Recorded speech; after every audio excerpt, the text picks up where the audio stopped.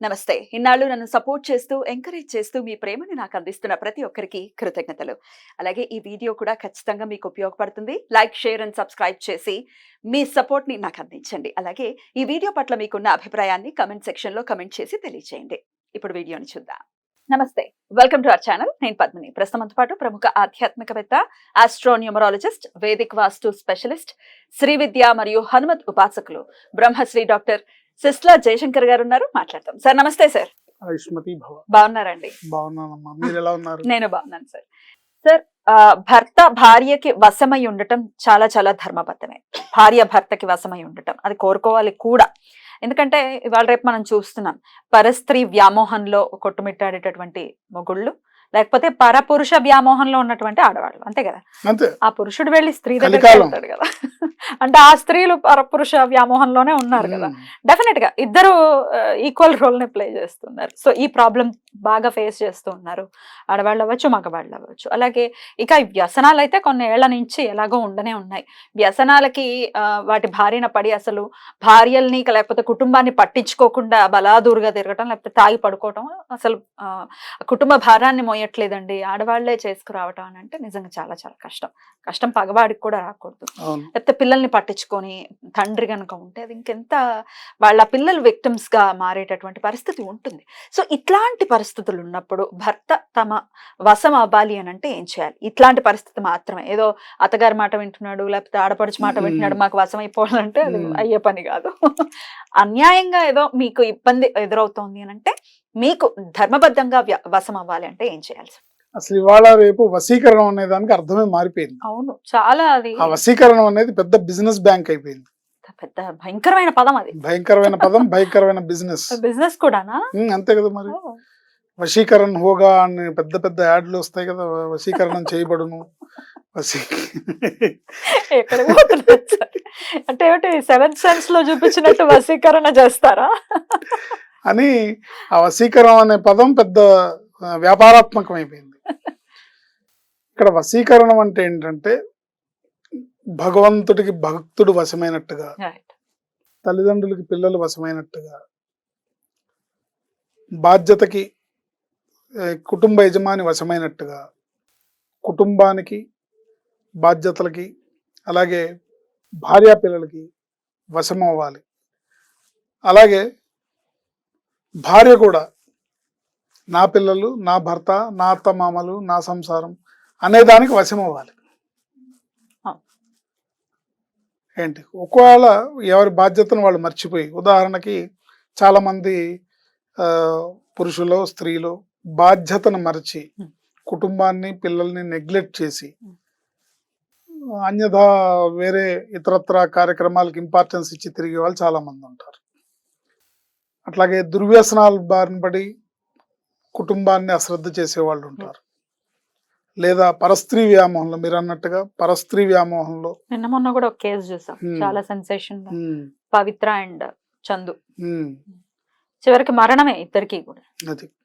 So ఇలాంటి సందర్భాల్లో ఎవరైతే బాధపడుతున్నారో, అంటే ఒకళ్ళు చేసే తప్పుకి, ఒక భార్య తప్పు చేస్తే భర్త బాధపడుతుంటాడు, భర్త తప్పు చేస్తే భార్య బాధపడుతుంటుంది. ఇద్దరిలో ఎవరు తప్పు చేసినా బాధింపబడేది, శిక్షణ అనుభవించేది పిల్లలు. సో ఈ కుటుంబానికి వశీకరణ అనేది, అంటే ఎవరైతే చెడు మార్గంలో వెళ్తున్నారో, ధర్మ మార్గాన్ని వదిలి పక్కదారిలో వెళ్తున్నారో, వాళ్ళ ధర్మాన్ని వాళ్ళు మర్చిపోయి, వాళ్ళ బాధ్యతను వాళ్ళు మర్చిపోయి ప్రవర్తిస్తున్నారు, వాళ్ళు సవ్యమైన మార్గంలోకి రావడాన్ని చెప్పే వశీకరణ మనం చెప్పేది. తప్పకుండా. అంతేగాని ఇవాళ రేపు చెప్పే బాబాలు, ముల్లాలు చెప్పే ఆకర్షణ వశీకరణ కాదు. సో ఎవరైనా ఇప్పుడు ఒక స్త్రీ బాధ్యతారాహిత్యమైన భర్తతో బాధపడుతున్నా, లేదా ఒక పురుషుడు ఒక బాధ్యతారాహిత్యమైన స్త్రీ వల్ల బాధింపబడుతున్నా, అమ్మవారిని ఆశ్రయించి అమ్మవారి ఈ మంత్రాన్ని జపించుకోవడం ద్వారా తప్పకుండా వాళ్ళకి అద్భుతమైన ఫలితాలు వచ్చి కుటుంబ వ్యవస్థ నిలబడుతుంది. పక్కదారిలోకి వెళ్ళిన కుటుంబ యజమాని అనుకోవచ్చు, ఆ కుటుంబం యొక్క ఆ ఇంటి గృహిణి అవ్వచ్చు, ఎవరైనా కావచ్చు, లేదా పిల్లలు కావచ్చు. కొంతమంది పిల్లలు పక్కదారులు బట్టి పక్క చెడు స్నేహాలు బారిన పడవచ్చు. ఆ. ఎవరైనా సరే, ఎవరి విషయంలో అయినా సరే మనం మన కోరిక ఏంటనేది, మనకున్న ఇబ్బందిని అమ్మవారి దగ్గర మొరపెట్టుకొని ఈ కుటుంబం మంత్రాన్ని సన్మార్గంలో వెళ్తుంది. సన్మార్గంలో వెళ్ళాలి అని మనం ఈ మంత్రాన్ని జపించుకుంటే కనుక తప్పకుండా. తప్పకుండా మంచి ఫలితాలు ఉంటాయి. అమ్మవారి అనుగ్రహంతో వాళ్ళు దారిలోకి వచ్చి వాళ్ళలో మార్పు వచ్చి మంచి జీవితాన్ని సాగిస్తారు. ఓం ఐం హ్రీం శ్రీం స్వాధీన వల్లభాయై నమః.